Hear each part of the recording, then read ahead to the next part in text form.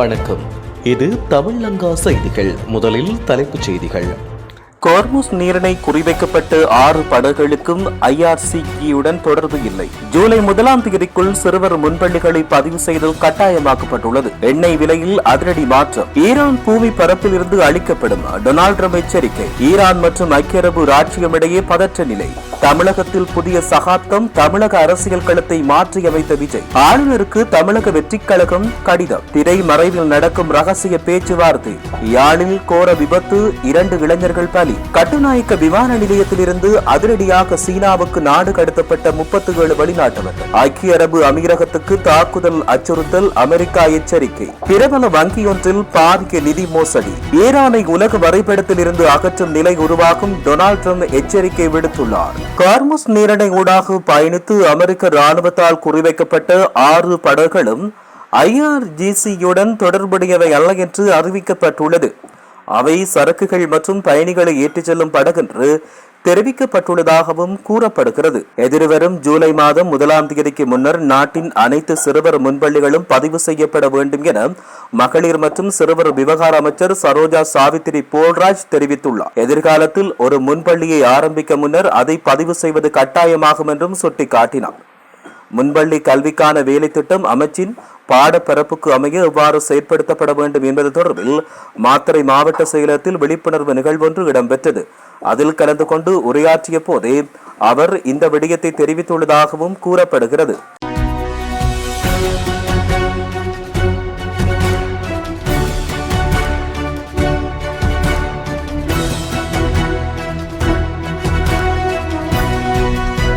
எண்ணெய் சந்தையில் ஏற்பட்ட பெரும் ஏற்ற இறக்கங்களுக்கு மத்தியில் ஐக்கிய அரபு ராச்சியத்தில் ட்ரோன் தாக்குதல்கள் நடத்தப்பட்டதாக வெளியான செய்திகளை தொடர்ந்து பிரெஞ்சு ரக மசக் எண்ணெய் விலை உச்சத்தை எட்டியுள்ளது. எண்ணெய் முனையமான புஜைரா துறைமுகத்தின் மீது தாக்குதல் நடத்தப்பட்டதாக வெளியான செய்திகளை அடுத்து நேற்று மாலை 5 மணிக்கு பின்னர் பிரெஞ்சு ரக மசக் எண்ணெய் பீப்பாய் ஒன்று $115 கடந்துள்ளது. இது அன்றைய தினத்தில் 5% அதிகமான வளர்ச்சியாகும் என்று அறிவிக்கப்பட்டுள்ளது. இது ஐக்கிய அரபு ராச்சியத்தின் கிழக்கு கடற்கரையில் ஹார்முஸ் நீரிணை கப்பால் அமைந்துள்ளதாகவும் தெரிவிக்கப்படுகிறது. ஹார்முஸ் நீரிணை விடயத்தில் அமெரிக்காவின் ப்ராஜெக்ட் ஃப்ரீடம் நடவடிக்கையில் ஏற்படும் அமெரிக்க கப்பல்களை ஈரான் தாக்கினால் அது பூமி பரப்பில் இருந்தே அளிக்கப்படும் என்று அமெரிக்க ஜனாதிபதி டொனால்ட் ட்ரம்ப் தெரிவித்தார். அமைதி பேச்சுவார்த்தையில் ஈரான் மிகவும் நெகிழ்வு தன்மையுடன் மாறியிருப்பதாக நம்புவதாக கூறிய அவர் அந்த பகுதியில் அமெரிக்காவின் ராணுவ பலம் தொடர்ந்து அதிகரிக்கப்பட்டு வருவதையும் வலியுறுத்தினார். முன்னர் இருந்ததை காட்டிலும் மிகவும் உயர்ந்த தரத்திலான அதிக ஆயுதங்களுடன் வெடிமருந்துகளும் தங்களிடம் உள்ளதாகவும் மிகச்சிறந்த உபகரணங்கள் உள்ளதாகவும் தெரிவித்தார்.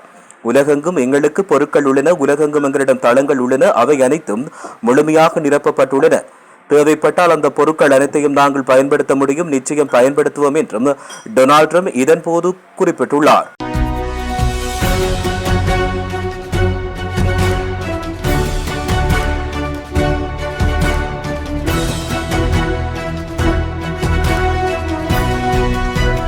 ஈரான் மற்றும் ஐக்கிய அரபு ராச்சியம் இடையே பதற்ற நிலை ஏற்பட்டுள்ளது.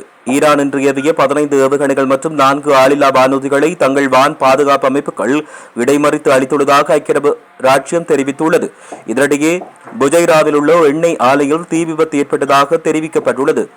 ஈரான் தரப்பிலிருந்து இந்த தாக்குதல் குறித்து இதுவரை எந்தவொரு அதிகாரப்பூர்வமான தகவலும் தெரிவிக்கப்படவில்லை. ஹார்முஸ் நீரிணையில் ஈரான் கடற்படை விடுத்த எச்சரிக்கையை மீறிய அமெரிக்க கப்பல் மீது 2 ஏவுகணைகள் தாக்கியுள்ளதாக ஈரானிய அரச ஊடகங்கள் ராணுவத்தை மேற்கோள் காட்டி செய்தி வெளியிட்டன. இருப்பினும் எந்த ஒரு கப்பலும் தாக்கப்படவில்லை என்று அமெரிக்க ராணுவம் திட்டவட்டமாக அறிவித்துள்ளதாகவும் கூறப்படுகிறது. இந்தியாவில் நடந்து முடிந்த தமிழக சட்டமன்ற தேர்தலின் இறுதி முடிவுகள் அறிவிக்கப்பட்டுள்ளன. அதன்படி நடிகர் விஜயின் தமிழக வெற்றிக் கழகம் மொத்தமுள்ள 234 தொகுதிகளில் 108 தொகுதிகளில் வெற்றி பெற்றுள்ளது. இதன்படி அந்த கட்சிக்கு அதிக ஆசனங்களுடன் ஆட்சி அமைக்கும் வாய்ப்பு கிடைத்துள்ளது. அத்துடன் அந்த கட்சியின் தலைவரான ஜோசப் விஜய் தமிழ்நாட்டின் அடுத்த முதலமைச்சராக பதவியேற்பார் என்று தெரிவிக்கப்பட்டுள்ளது. மு.க. ஸ்டாலினின் திராவிட முன்னேற்ற கழகம் 59 தொகுதிகளில் வெற்றி பெற்றுள்ளது. அது பிரதான எதிர்க்கட்சியாக உருவெடுத்துள்ளது. அனைத்திந்திய அண்ணா திராவிட முன்னேற்ற கழகம் 47 தொகுதிகளில் வெற்றி ஈட்டியுள்ளது. இதை தவிர இந்திய தேசிய காங்கிரஸ் 5 தொகுதிகளிலும் பாட்டாளி மக்கள் கட்சி 4 தொகுதிகளிலும் வெற்றி ஈட்டியுள்ளதாக தெரிவிக்கப்பட்டுள்ளமையும் குறிப்பிடத்தக்கது.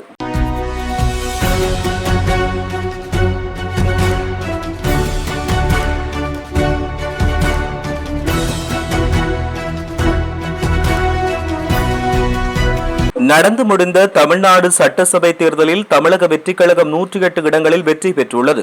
இந்த தேர்தல் முடிவு அனைவருக்கும் அதிர்ச்சியை ஏற்படுத்தியுள்ளது. இருப்பினும் ஆட்சி அமைக்க தனி பெரும்பான்மை கிடைக்காததால் கூட்டணி ஆட்சி அமையும் சூழல் ஏற்படுத்தப்பட்டுள்ளது. இந்த நிலையில் தங்களை ஆட்சி அமைக்க அழைப்பு விடுக்குமாறு ஆளுநர் ராஜேந்திர விஸ்வநாத் அர்லேக்கருக்கு தமிழக வெற்றிக் கழக தலைவர் விஜய் கடிதம் எழுதியுள்ளதாக இந்திய ஊடகங்கள் செய்தி வெளியிட்டுள்ளன. பெரும்பான்மையை நிரூபிக்க 14 நாட்கள் அவகாசம் வேண்டும் என தமிழக வெற்றிக் கழக தலைவர் கோரியுள்ளதாக தகவல் வெளியானது. இதனிடையே ஆட்சி அமைக்க அழைப்பு விடுக்குமாறு ஆளுநருக்கு தமிழக வெற்றிக் கழக தலைவர் விஜய் மின்னஞ்சல் மூலம் கடிதம் அனுப்பியுள்ள நிலையில் ஆளுநர் அவசரமாக இன்று சென்னைக்கு செல்ல உள்ளதாக தெரிவிக்கப்பட்டுள்ளமையும் குறிப்பிடத்தக்கது. யாழ்ப்பாணம் கோப்பாயில் இடம்பெற்ற விபத்தில் 2 இளைஞர்கள் உயிரிழந்தனர். கோப்பாய் பிரதேச செயலகத்திற்கு நேற்று நள்ளிரவு மோட்டார் சைக்கிளில் பயணம் செய்த 2 இளைஞர்கள் வேக கட்டுப்பாட்டை இழந்து வீட்டின் மதுருடன் மோதியதில் குறித்த விபத்து சம்பவம் இடம்பெற்றுள்ளது. யாழ்ப்பாணத்தில் இருந்து பருத்தித்துறை நோக்கி பயணித்த போது குறித்த விபத்து இடம்பெற்றுள்ளது. இதன்பொழுது கரவட்டி வடக்கைச் சேர்ந்த சிவதாசன் துஷிந்தன் வயது 22, ஏழுமலை துசாந்தன் 24 வயது ஆகிய 2 இளைஞர்களும் சம்பவ இடத்திலேயே பலியாகியுள்ளனர். இருவரின் சடலமும் பிரேத பரிசோதனைகளுக்காக யாழ் போதனா வைத்தியசாலையில் வைக்கப்பட்டுள்ளது. விபத்து சம்பவம் தொடர்பில் கோப்பாய் போலீசார் மேலதிக விசாரணைகளை மேற்கொண்டு வருவதாக தெரிவிக்கப்படுகின்றமை குறிப்பிடத்தக்கது.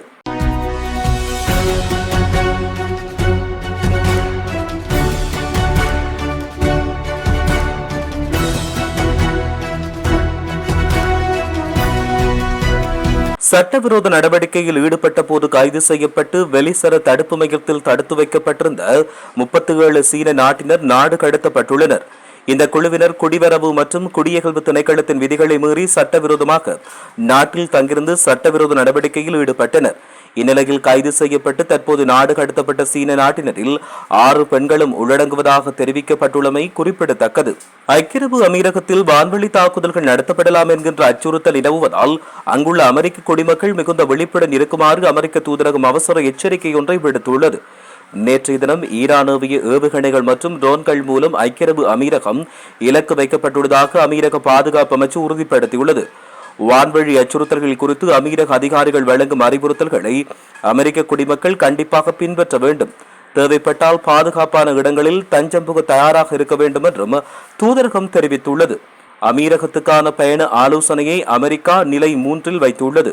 குடிமக்கள் அங்கு பயணம் செய்வதை மறுபரிசீலனை செய்யுமாறும் கோரப்பட்டுள்ளது. தூதரகம் மற்றும் தூதரக அலுவலகங்கள் தொடர்ந்து இயங்கினாலும் அவசர தேவை இல்லாத அரசு பணியாளர்கள் மற்றும் அவர்களின் குடும்பத்தினர் ஐக்கிய அரபு அமீரகத்தை விட்டு வெளியேற்றப்பட்டுள்ளனர். தாக்குதல் சம்பவங்கள் நிகழும் போது ஜன்னல்கள் மற்றும் கண்ணாடி கதவுகளுக்கு அருகில் இருப்பதை தவிர்க்குமாறும் போதுமான உணவு மற்றும் மருந்துகள் இருப்பு வைத்திருக்குமாறும் அமெரிக்க குடிமக்களுக்கு அறிவுறுத்தல் விடுக்கப்பட்டுள்ளது.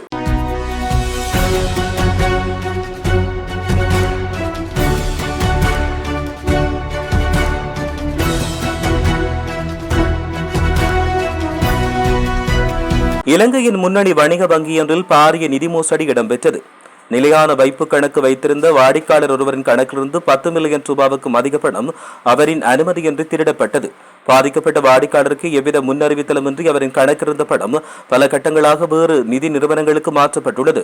தனது கைபேசிக்கு வந்த குறுஞ்செய்திகளை அவர் கவனிப்பதற்குள் சில வினாடிகளில் ஒட்டுமொத்த பணமும் திருடப்பட்டுள்ளது. இது தொடர்பில் வங்கி நடத்திய உள்வாரி விசாரணையின் பின்னர் வங்கியின் கணனி அமைப்பில் எவ்வித கோளாறும் இல்லை என்று தெரிவிக்கப்பட்டுள்ளது. மோசடிக்காரர்கள் வாடிக்கையாளரின் சரியான பயனர் பெயர் மற்றும் கடவுச்சொல்லை பயன்படுத்தி உள்நுழைந்துள்ளதாகவும் தெரிவிக்கப்பட்டுள்ளமை குறிப்பிடத்தக்கது. ஈரானை உலக வரைபடத்திலிருந்து அகற்றும் நிலை உருவாகக்கூடும் என்று அமெரிக்க ஜனாதிபதி எச்சரித்துள்ளார்.